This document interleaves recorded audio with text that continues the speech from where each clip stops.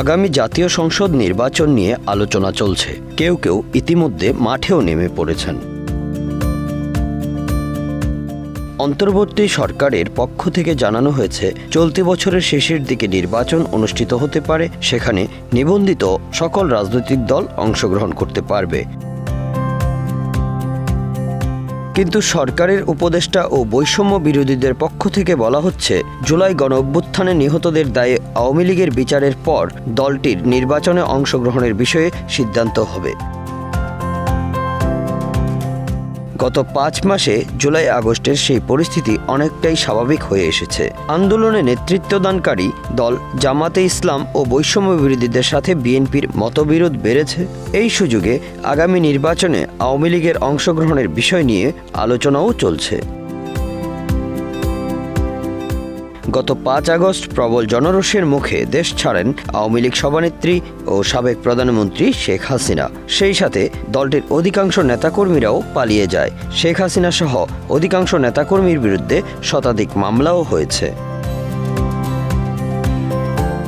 বাংলাদেশের নির্বাচন কমিশনের আইন অনুযায়ী কোনো ব্যক্তি দণ্ডিত না হলে তার নির্বাচনে অংশগ্রহণে কোনো বাধা নেই। সুতরাং এখন পর্যন্ত শেখ হাসিনা সহ তার সংসদের অধিকাংশ সংসদ সদস্যের নির্বাচনে অংশগ্রহণে কোনো বাধা নেই বলেই জানান সংশ্লিষ্টরা। এছাড়া শুরুর দিকে জুলাই আগস্টের গণহত্যার দায়ে দল হিসাবে আওয়ামী লীগের বিচারের দাবি উঠলেও সে অবস্থান থেকেও সরে এসেছে বর্তমান অন্তর্বর্তী সরকার। সুতরাং দলগতভাবেও তাদের নির্বাচনে অংশগ্রহণে কোনো বাধা নেই। তবে সাবেক প্রধানমন্ত্রী শেখ হাসিনা আগামী নির্বাচনে অংশগ্রহণ করবেন কিনা সে বিষয়ে এখনও নির্দিষ্ট করে কিছু জানা যায়নি। তার ছেলে সজীব ওয়াজেদ জয় ৩ অক্টোবর ২০২৪ তারিখে টাইমস ম্যাগাজিনকে দেয়া এক সাক্ষাৎকারে জানান, তার মা দেশের বর্তমান পরিস্থিতি দেখে বিচলিত ও হতাশ এবং নির্বাচনে লড়ার বিষয়ে কোনো সিদ্ধান্ত নেননি। হাসিনা পুত্রের সেই বক্তব্যের পর দেশের এবং আন্তর্জাতিক রাজনীতিতে অনেক পরিবর্তন এসেছে। শুরুতে আওয়ামী লীগের মনোবল যতটা ভেঙে পড়েছিল, সেই অবস্থা থেকে অনেকটাই কাটিয়ে উঠতে সক্ষম হয়েছে দলটির নেতাকর্মীরা।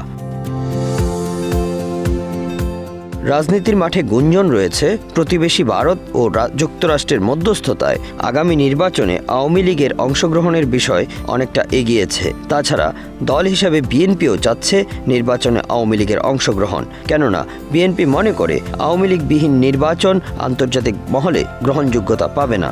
যদিও এসব আলোচনার সবই গুঞ্জন, প্রকাশ্যে এ বিষয়ে কারো কোনো মন্তব্য নেই। উৎপল দাস, বাংলা অ্যাফেয়ার্স।